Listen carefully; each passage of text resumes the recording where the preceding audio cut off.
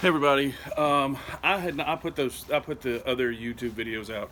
The other three were the ones where I just keep talking about the flooring and stuff, and I've not said anything else about kind of how I started with the van. And I've done, and I'm sure you have too, just like truckloads of research. And I'll tell you about myself and kind of what we're trying to do.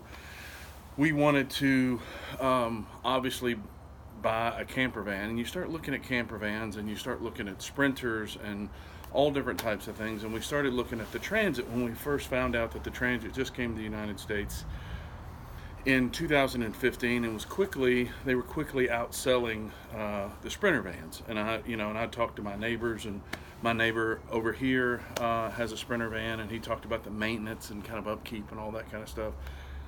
So I started doing the research on the Transit van, and the maintenance and everything was a lot cheaper. And I say cheaper, not in a bad way, but just more cost effective than what would be a Mercedes. I tried to find a diesel for Transit, and it seems like they're there's like special factory order. You can't get them here yet, or something like that. But first of all, my name's Scott, and my wife and I live in Nashville, Tennessee, and I know absolutely nothing about building a van. And I quickly realized that after I started watching videos and watching other people try to build vans, and it looks like they were, friggin' rocket scientists, engineers, or whatever it is, and I am not. So I'm kind of dumbing my way through this. I'm spending a whole lot of time doing research. It's not just measure twice and cut once. For me, it's measure 72 times and cut 6 times. So I'm learning a lot as I go. I've made some mistakes, and probably one of the most heated or most lively debates is van insulation and all that. So I would have thought that it would have been, as far as I am now, it had been done a lot. I'd been a lot further beyond what I'm doing.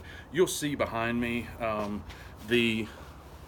this stuff on the wall is called Reflectix, and Reflectix is the same stuff. It's this, and I'm sure you've seen this before. It's got air bubbles in it and things like that. And I researched that, and then I also researched this stuff, it's just styrofoam board. They call it polystyrene. It's got an aluminum on the back end and not on the other. So there's between that and putting that on the walls, and then putting all sorts of other stuff on the walls, the first thing that I did was try to adhere this to the wall. So you can see, obviously, it's not on the wall. There are slight curves, and I'm just telling you this, and you may already know this, and if you leave the comments and say I already knew that, then that's fine. I'm talking in particular to the people that don't know that, or you're going to go buy a bunch of this stuff and cut it all up like I did, and try to adhere it to the wall. And there's some folks on YouTube that have built these crazy contraptions of wooden boards and 2x4s and holding everything in and waiting 24 hours and all that kind of stuff. I tried to adhere this without doing that, and hoping that I used enough of the I don't have it with me, enough of the spray adhesive, and came out the next day and it had all bowed off and popped off on the floor, and just not only looked terrible. I don't care about how it looks right now because it's going to go behind the wall, but as effective as it was going to be. So then I started reading some more about this stuff, this reflective stuff. So I started with that, and I kind of gave up on the walls for a little bit, and on the ceiling. But before, and I'm sorry for getting ahead of myself, the other thing too is I'm trying to find, there's stuff called rattle trap, and I've got a big box of it. It's like, rattle trap is a sound dampening. So we bought this van with nothing in it other than the 2 seats that you see. So the rattle trap is sound deadening, and it's actually on the wheel wells. You can see the wheel wells right here have that on there. So I started with that, and then what that is, it's like really, really thick aluminum foil. Just imagine that.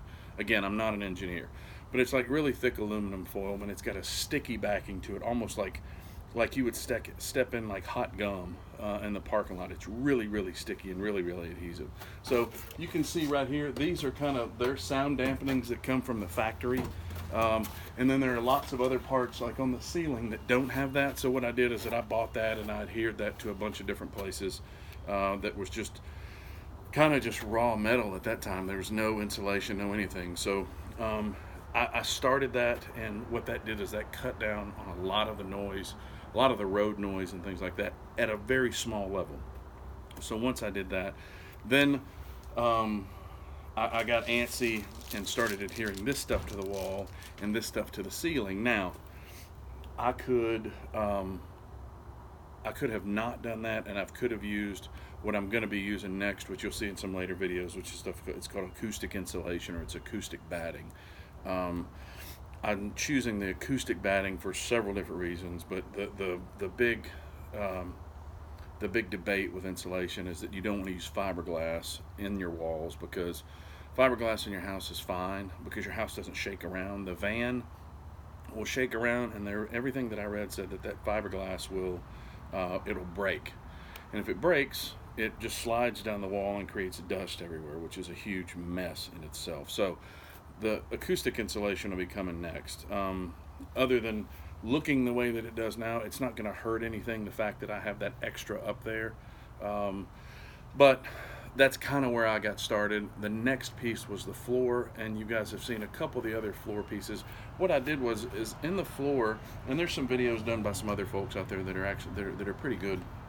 In the floor, you've got these slots like you would have like on a truck bed, and to create enough, to put enough of a insulation in those, you have to cut this in small sections, really small sections, about 1 billion pieces of this stuff, and it takes.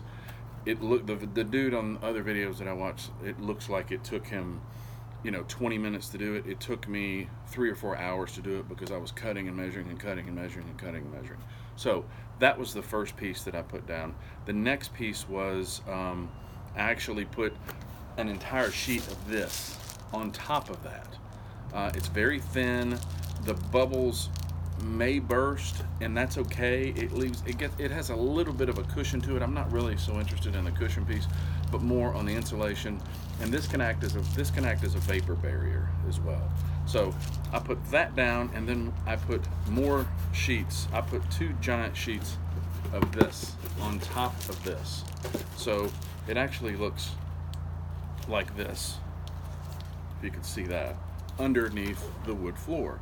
So if you look in some of the others, I've put the plywood down on top of that. I screwed that in yesterday with, and I learned about self-drilling versus self-tapping screws. So talk to your hardware guy about that.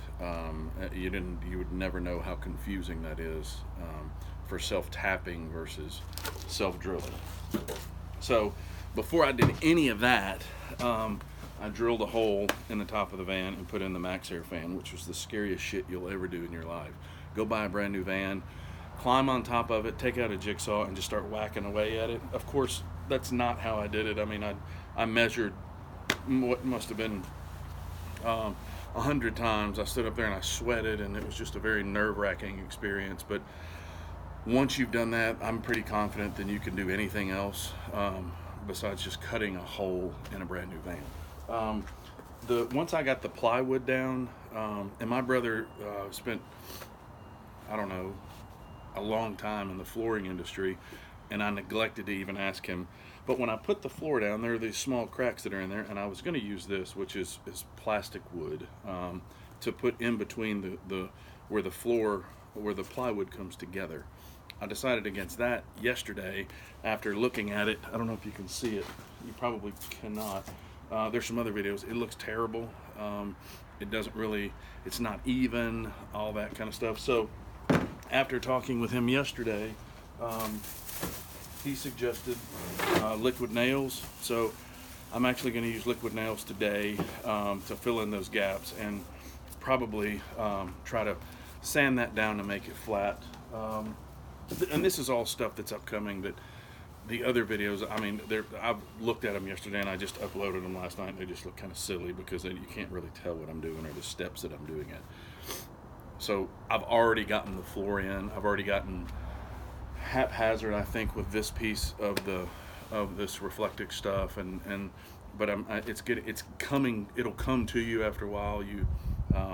There's been a lot of analysis by paralysis by analysis, where I've just stood in the van and gone, I don't know what to do next. So you spend a lot of time just looking at the walls. You can have a plan, like I said.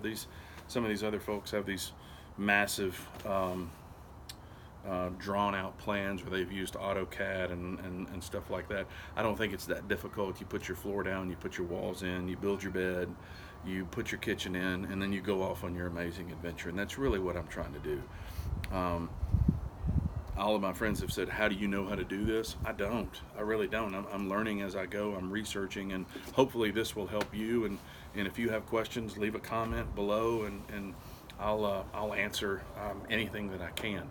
But that's it for today. I'm gonna try to fill in these cracks, and I'll post a video of that later. So anyway, if you like this, follow it, and if you have any questions or comments, like I said, leave those below. But I appreciate those that have viewed, and if you want to subscribe to it, please do, because there's obviously a hell of a lot more to do. So thank you again, and again, I'm Scott, and my wife will be on some other ones, but we're from Nashville, Tennessee, and we're building a van with these office worker hands. So anyway, see you later. Bye bye.